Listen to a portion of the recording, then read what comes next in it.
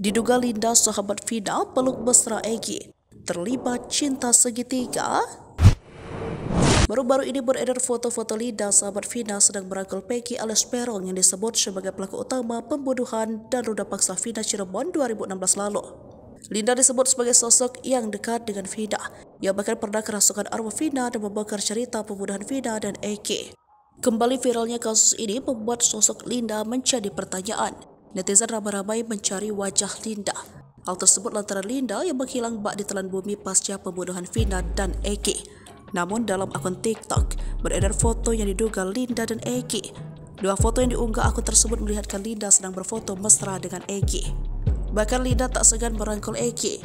Ini foto Linda dan Egy beberapa tahun setelah tragedi kematian Vina dan berita yang beredar mereka menikah dan sudah mempunyai anak. Tulis akun tersebut dikutip Rabu 22 Mei 2024. Ada juga foto saat Linda menggunakan jilbab dengan Egy berada di belakangnya dengan rambut cat blonde. Ternyata Egy dan Linda mereka sudah berumah tangga, tulisnya. Netizen pun lantas mempertanyakan peran Linda sahabat Vina itu. Mungkin Linda dalangnya sebab cinta segitiga, tangkap, tulis netizen. Sebelumnya akun tersebut juga mengunggah diduga chat Linda yang mengatakan alasan dirinya menghilang selama 8 tahun. Kak, saya hilang 8 tahun karena nyawa saya terancam, saya diteror di Facebook. Dulu kan zamannya Facebook ya, belum ada TikTok, tulis chat tersebut.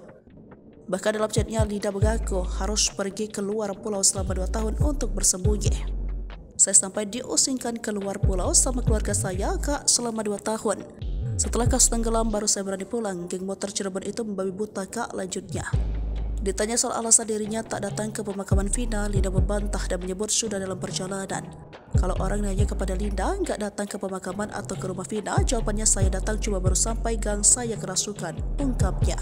Saat kerasukan Vina itu, orang tua Linda menghubungi keluarga Vina agar Vina berhenti merasuki Linda. Akhirnya ditelepon dan datanglah tuh kakaknya. Direkam suara saya, tulis Linda.